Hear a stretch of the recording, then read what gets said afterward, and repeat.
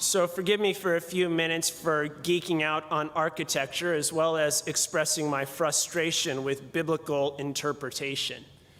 And in any arch, there are three notable stones: the cornerstone, the keystone, and the capstone. The cornerstone is a large, square, strong block, and it is placed, as you can imagine, at the corner of the structure. The keystone is a wedge-shaped block, and it is placed at the apex, or the angle of the arch.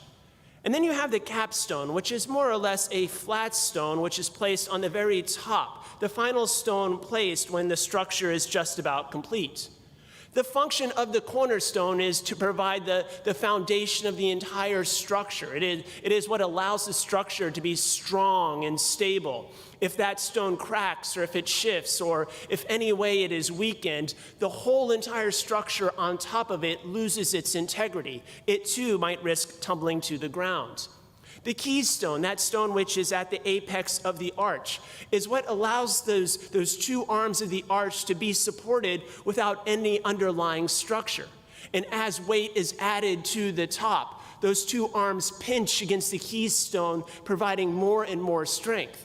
You could say that the more weight that is placed down on top of it, the stronger that keystone becomes, the more integral, the more able that arch is to hold weight on top of it. But the capstone is nothing more than decoration. It's that final stone that is placed on the end. It serves some minimal function, but more than anything, it's just eye candy, just something added on to the end. So why in our translation today do they say Jesus is the capstone rather than the cornerstone or the keystone? It's with this kind of frustration that causes me to rend my garments and to gnash my teeth. Well, maybe you might say, well, that's just what the word is, so they're being true to the text. Well, no. You look at 12 other parallel interpretations from Protestant scriptures, and every single one of them uses cornerstone. If you look at the original Greek, the Greek says that it is a stone that is placed in the extreme corner or in the extreme angle. It says nothing about being a cap or the top of the structure. So is this a case of the translator being a traitor? Well, maybe, but it depends. Depends on what? Well, it depends on where we put Jesus in our life. Is Jesus simply just decoration? Is he an addendum? Is he something that we just kind of tack on to the end? After I'm done building my life, building my wall, by the sweat of my brow, by the strength of my arm, by the intelligence of my mind, well, then I'll just throw Jesus in for good measure. But really doesn't provide any function, any stability, or any structure to my life. Would my life look more or less basically the same with or without him?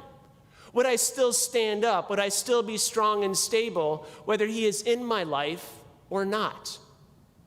There are some biblical scholars, some theologians who would say, it really doesn't matter whether Jesus rose from the dead or not.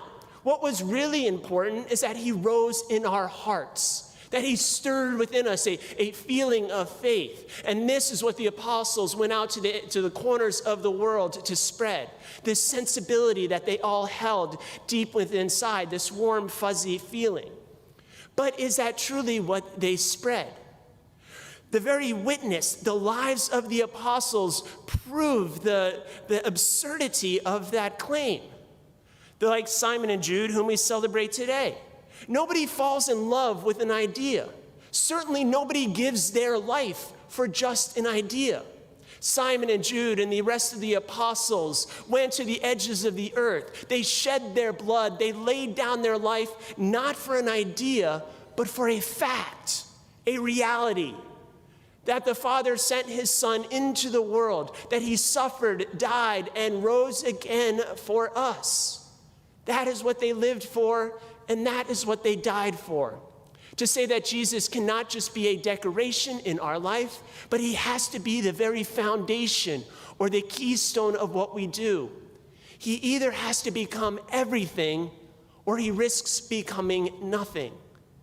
The very life, the very witness of the apostles challenges us today to ask the question, where is Jesus? Where do I place his stone in my life today?